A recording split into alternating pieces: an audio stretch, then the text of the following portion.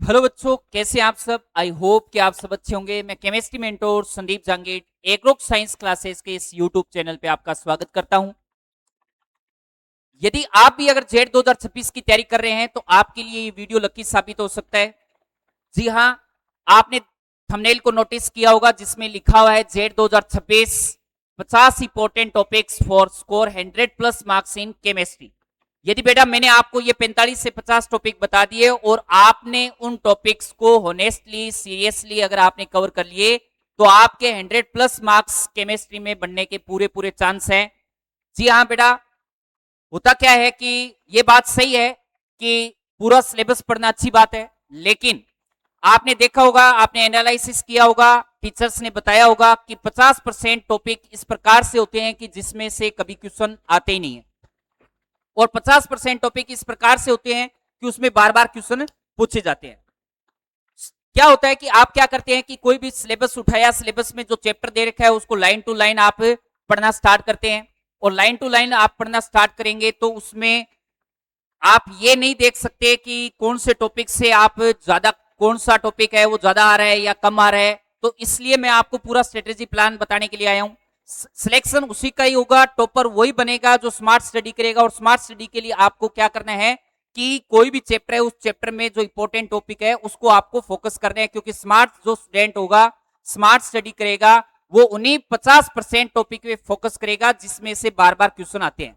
तो जी हाँ बेटा, आपके लिए मैं पूरा 2011 से लेके 2025 तक जितने भी एग्जाम पेपर हुए हैं उस एग्जाम पेपर में पूरा एनालिसिस करने के बाद में हर चैप्टर के मैंने इंपॉर्टेंट टॉपिक आपके लिए अलग से सेपरेट कर लिए हैं। 45 से 50 टॉपिक को आपको अच्छे से कवर कर लेना है और उन किस प्रकार से कवर करना है इसके लिए भी मैं आपको आज स्ट्रेटेजी प्लान डिस्कस करने वाला हूं।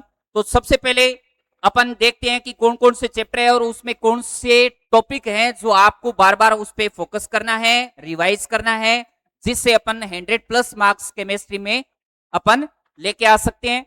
तो सबसे पहला जो चैप्टर है अपना एटॉमिक स्ट्रक्चर, जैसे कि आपने लास्ट ईयर देखा होगा कि इस एटॉमिक स्ट्रक्चर से 4 क्वेश्चन पुट हुए थे और वो 4 क्वेश्चन कौन से टॉपिक से पुट अप हुए थे। तो सबसे पहला जो है अपना टॉपिक है वो है बोर मॉडल और उसके अनुप्रयोग, यानी कि Bohr model and its application. फिर है हाइड्रोजन स्पेक्ट्रम, नोडल प्लेन और nodal surface, de Broglie principle, और फिर आता है अनसर्टेनिटी प्रिंसिपल हाइजेनबर्ग का। ओके, उसके बाद में नेक्स्ट जो चैप्टर है वो है अपना आवर्त सारणी यानी कि पीरियोडिक टेबल।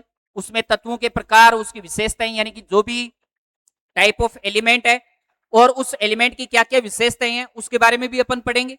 फिर नेक्स्ट जो चैप्टर है, नेक्स्ट जो टॉपिक है इस चैप्टर का वो है इलेक्ट्रॉन एफिनिटी।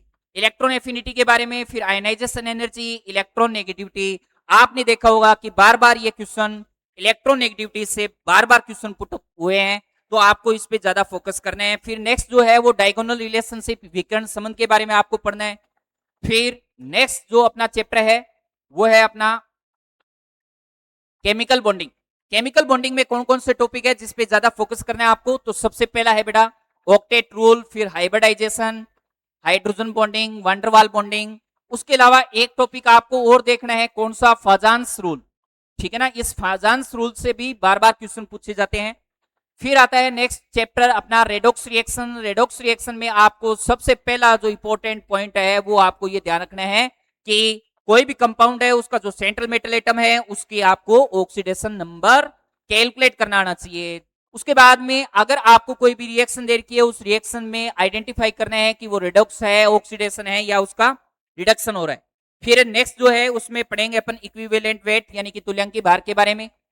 और अपना जो फिजिकल केमिस्ट्री का अगला चैप्टर जो है वो है रासायनिक साम्य, केमिकल इक्विलिब्रियम, जिसमें अपन को द्रव्यनुपाती क्रिया का नियम यानी कि लॉ ऑफ मास एक्शन, और उसके साथ साथ आपको इसमें पढ़ना है केपी, केसी और उन दोनों के बीच में संबंध।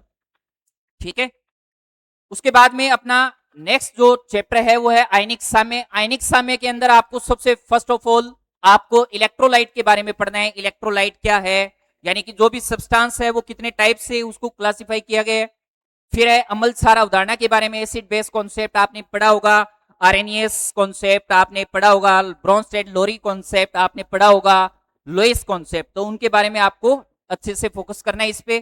फिर लचीला सा एक टॉपिक है, कौन सा, मेटलर्जी धातुक्रम, जिसमें आपको ज्यादातर जो क्वेश्चन पूछा हुआ है वो एस के नाम पूछे हुए हैं, उसका फॉर्मूला पूछा हुआ है, ठीक है ना, कौन सी मेटल का है। उसके बाद में आपको सबसे ज्यादा जो बार बार रिपीट हो रहा है इसमें, वो अपन को क्या करना है कि कोई भी मेटल है उस मेटल के जो कंसंट्रेशन और उसकी रिफाइनिंग जो प्रोसेस होती है, उसके जो मेथड है उनके बारे में अपन को पढ़ना है। फिर कोलाइड्स में, कोलाइड भी एक लचीला सा टॉपिक है जिसमें आपको कोलाइड की विशेषताओं के बारे में, उसके यूजेस और कोलाइड के प्रकार, जैसे दूध किस प्रकार का कोलाइड है, मक्खन है वो किस प्रकार का कोलाइड है, सेविंग क्रीम है वो किस प्रकार का कोलाइड है, तो टाइप ऑफ कोलाइड के बारे में आपको फोकस करना है।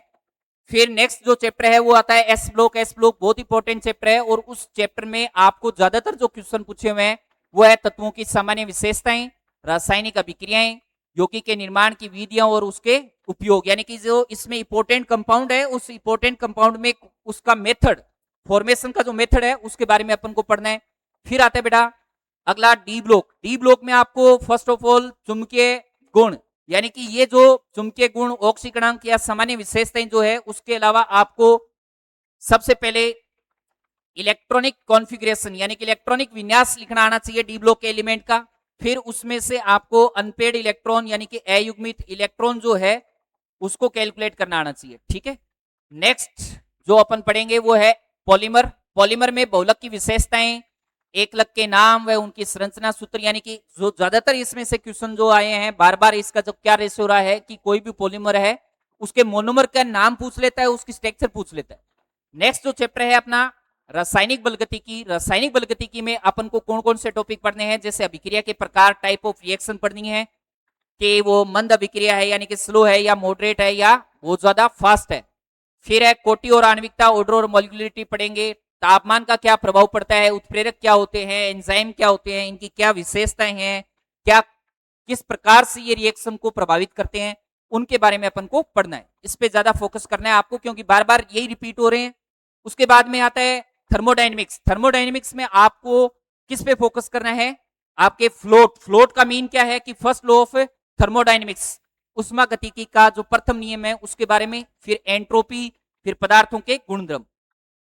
नेक्स्ट जो चैप्टर रहेगा वो अपना पार्ट रहेगा ऑर्गेनिक केमिस्ट्री का। ऑर्गेनिक केमिस्ट्री में आपको क्या छोड़ना है, क्या पढ़ना है, किस प्रकार से पढ़ना है, इसके बारे में आपको पूरा अच्छे से एनालिसिस करके मैंने आपको पूरे इसमें 4 से 5 टॉपिक बताए हैं। जैसे सामान्य सूत्र और विशेषताएं, जितने भी एग्जाम जो अपने टॉपिक दे रखे हैं उनके सभी के फॉर्मूले आपको पता होना चाहिए, जनरल फॉर्मूला पता होना चाहिए। उसके बाद में रासायनिक अभिक्रियाओं के प्रकार की वो इलेक्ट्रोफाइल है या न्यूक्लियोफाइल है या फ्री रेडिकल है, सब्स्टिट्यूशन है यानी कि प्रतिस्थापन अभिक्रिया है, किस प्रकार की है उनके बारे में पढ़ना है। फिर एरोमेटिसिटी यानी कि एरोमेटिकता के बारे में, जितने भी रिएक्शन है उसमें जो रिएजेंट काम में आ रहे हैं वो रिएजेंट के नाम आपको पता होना चाहिए, उसका क्या फंक्शन है, उसके क्या कार्य हैं वो आपको पता होना चाहिए। नेक्स्ट जो है वो है नामकरण अभिक्रिया, यानी कि ये 30 to 35 नेम रिएक्शन आपको पढ़नी है। तो जो भी ज्यादातर जो रिएक्शन है वो इसी में से ही आपको मिलेगी, नेम रिएक्शन में से। फिर जो लास्ट जो चैप्टर रहेगा अपना वो रहेगा केमिस्ट्री इन एवरीडे लाइफ, दैनिक जीवन में रसायन, जिसमें अपन को पढ़ना है मेडिसिन और मेडिसिन के टाइप, उसके बाद में डाइस और उसके टाइप, और फिर परिरक्षक और मधुरक। इन सब को आपको एग्जाम्पल के साथ आपको याद करना है, कोई भी एग्जाम्पल आपको छोड़ना नहीं है, जो इंपॉर्टेंट मैं आपको बताऊं। तो इस तरीके से अपन ये जितने भी अपना पूरा सिलेबस है इनऑर्गेनिक, फिजिकल और ऑर्गेनिक का, उसको मैंने 45 से 50 टॉपिक में डिवाइड कर दिया है। अब ये डिवाइड करने के बाद में अब आपके लिए ये क्या होगा कि मैं इन सभी टॉपिक्स को किस प्रकार से कवर करने वाला हूं। आपका 21 जून को एग्जाम है, उससे पहले ये ओनली 20 डेज के अंदर अपन कंप्लीट सीरीज को कवर कर लेंगे।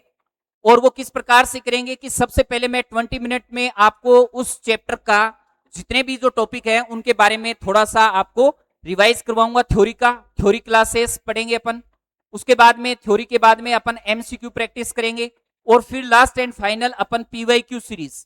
और वो पीवाईक्यू सीरीज जैसे इनऑर्गेनिक केमिस्ट्री के अलग से करेंगे, उसके बाद में आपका जो ऑर्गेनिक केमिस्ट्री रहेगा उसका करेंगे, फिर फिजिकल केमिस्ट्री अलग अलग सेपरेट अपन पीवाईक्यू सीरीज से कंप्लीट करेंगे। तो इस तरीके से, और वो किस प्रकार से करेंगे आज ही मैं आपको उसका रिवेल कर देता हूं उस पूरे प्लान को। तो वो प्लान क्या है कि प्लान अपन डे 1 से लेके डे 17 तक अपन उसको किस प्रकार से कवर करेंगे वो आपके सामने है। जैसे डे 1 में अपन एटॉमिक स्ट्रक्चर के बारे में और उसकी सबसे पहले इसकी थ्योरी क्लासेस, फिर इसका एमसीक्यू प्रैक्टिस और फिर अपन पीवाईक्यू सीरीज।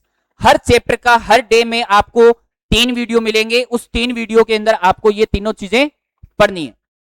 उसके बाद में डे सेकंड के अंदर de Broglie hypothesis, day third में अपन पीरियोडिक टेबल को कवर करेंगे, डे 4 में केमिकल बॉन्डिंग, डे 5 में रेडॉक्स रिएक्शन। इस तरीके से अपन 17 डेज तक अपन ऑर्गेनिक केमिस्ट्री 17 डेज यानी कि 15, 16 और 17 डेज को अपन कवर करेंगे। तो इस प्रकार से अगर आपने अभी तक भी अगर केमिस्ट्री का सिलेबस अगर आपने कवर नहीं किया है तो प्लीज आप इस चैनल को सब्सक्राइब कर लीजिए और 21 जून तक आप इसके साथ जुड़े रहिए, ताकि आपका पूरा जो केमिस्ट्री का जो फोबिया है वो दूर हो जाएगा और आपका स्ट्रॉन्ग सब्जेक्ट बन सकता है केमिस्ट्री, जिससे आपके सपने पूरे हो सकते हैं। सपना यही होगा कि यूनिवर्सिटी कैंपस में आपको सिलेक्शन लेना है और सिलेक्शन के लिए यूनिवर्सिटी कैंपस में जाने के लिए आपको केमिस्ट्री को अच्छे से फोकस करना ही पड़ेगा। तो इस तरीके से आप जो आप ये प्लान है उसको आप फॉलो करें और हॉनेस्टली करें, सीरियसली करें, जिससे आपके 100+ मार्क्स इस केमिस्ट्री सब्जेक्ट में आप कवर कर सकते हैं। थैंक यू, मिलते हैं अपन नेक्स्ट क्लास।